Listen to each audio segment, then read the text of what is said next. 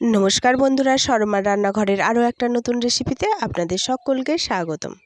आज के शेयर करब दुर्दान्त स्वादेर लाल शाक भाजार रेसिपि। ताहले चलुन देरी ना करे शुरू करे फेली आजकेर रेसिपि। प्रथमे एखाने आमि किछु लाल शाक निये लाल शाकगुलोके भालो करे छोटो छोटो करे केटे नियेछि। तारपरे एटाके भालो करे जल दिये 2 থেকে 3 बार धुए नियेछि। अवश्यई भालो करे धुए निते हबे जेन लाल शाकेर गाये कोनो बाली ना थाके बा कोनो नोंगरा ना थाके।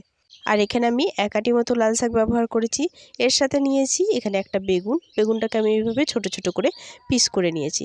আমি শুধু বেগুন দিয়ে আজকে লাল শাকটা করব, আপনারা চাইলে এতে আলুও ব্যবহার করতে পারেন। এরপর চলে যাই মূল রান্নায়। তার জন্য ওভেনে একটা কড়াই বসিয়ে আমি কড়াইটা ভালো করে গরম করে নিয়েছি। এরপর এর মধ্যে দিয়ে দিচ্ছি কিছুটা সরষের তেল। তেল দিয়ে তেলটা খুব ভালো করে গরম করে নেব। তেল গরম হয়ে গেছে। এরপর এর মধ্যে দিয়ে দিচ্ছি কয়েকটা ডালের বড়ি। ডালের বড়ি দিলে এই শাকটা কিন্তু খেতে খুব সুন্দর লাগে। ডালের বড়ি দিয়ে উল্টে পাল্টে ডালের বড়িগুলোকে লাল লাল করে ভেজে নেব। শাকে বা যে কোনো নিরামিষ রান্নাতে এই ডালের বড়ি কিন্তু খেতে লাগে অসাধারণ। দেখুন বড়িগুলো লাল লাল করে ভাজা হয়ে গেছে। এরপর আমি তেল ঝরিয়ে বড়িগুলোকে তুলে নিচ্ছি।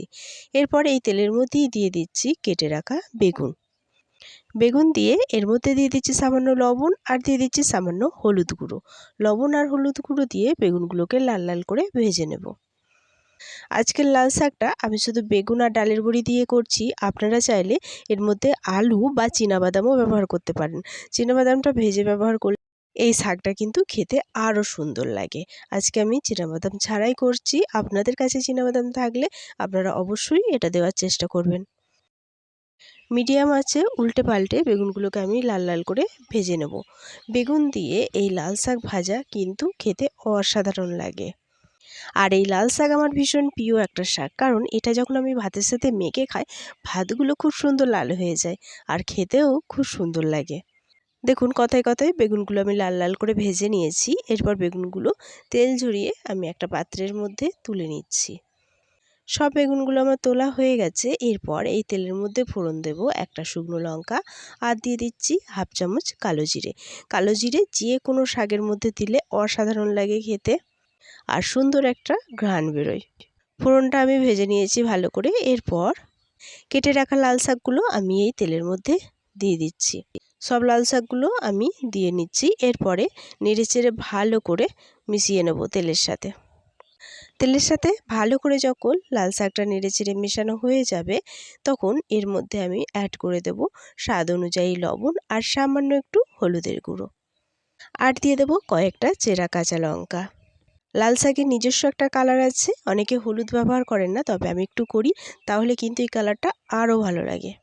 এরপর এই সমস্ত উপকরণ নেড়েচেড়ে ভালো করে মিশিয়ে নেব।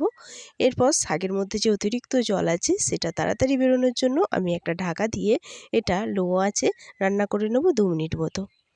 ফিরে আসছি 2 মিনিট পর। ঢাকাটা খুলে দেখিয়ে দিচ্ছি। দেখুন শাক থেকে কতটা জল বেরিয়ে গেছে আর শাকটা কিন্তু খুব ভালোভাবে সিদ্ধও হয়ে গেছে। এরপর নেড়েচেড়ে এই জলটা আমি শুকিয়ে নেব। তার আগে আমি এর মধ্যে অ্যাড করে দিচ্ছি যে বড়িগুলো ভেজে রেখেছিলাম সেই বড়ি আর ভেজে রাখা বেগুন আর বড়ি দিয়ে এরপর নেড়েচেড়ে আরও কিছুক্ষণ রান্না করে নেব যাতে এই জলটা একদম শুকিয়ে যায় আর এটা একদম শুকনো শুকনো হয়ে যায়। যতক্ষণ না শাকটা কড়াইয়ের গায়ে লেগে যাচ্ছে ততক্ষণ পর্যন্ত এই শাকটা আমি ভেজে নেব। বেগুন বড়ি দিয়ে কে কে এইভাবে বাড়িতে লাল শাক রান্না করেছেন অবশ্যই আমাকে কমেন্টে জানাবেন। আর যারা এখনও করেননি অবশ্যই একবার বাড়িতে ট্রাই করে দেখতে পারেন। এটা কিন্তু খেতে দুর্দান্ত হয়। গরম গরম ভাতের সাথে এটা একদম জমে যায়। দেখুন কথায় কথায় শাকের মধ্যে আমি সব জলটা শুকিয়ে নিয়েছি। এরপর এর মধ্যে অ্যাড করে দিচ্ছি সামান্য একটু চিনি দিলে যে কোনো শাকটা খেতে আরও ভালো লাগে। এরপর নেড়েচেড়ে আমি মিশিয়ে নিচ্ছি। শাকের মধ্যে যে অতিরিক্ত জল ছিল দেখুন সবটাই কিন্তু শুকিয়ে গেছে আর শাকটা কিন্তু আমার একদম রান্না হয়ে গেছে। এর থেকে বেশি আর আমি এটা রান্না করব না। এরপর গ্যাসের ফ্লেম অফ করে শাকটা আমি ওভেন থেকে নামিয়ে নিচ্ছি। এরপর পরিবেশনের পালা। পরিবেশন করার জন্য এখানে আমি একটা প্লেট নিয়ে নিয়েছি। এই প্লেটের মধ্যে এরপর গরম গরম লাল শাক ভাজা আমি পরিবেশন করে নিচ্ছি।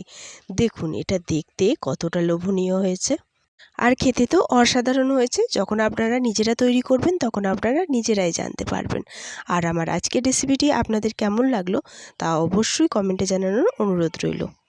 আর নতুন বন্ধু হলে চ্যানেলটি সাবস্ক্রাইব করে পাশে থাকার অনুরোধ রইল।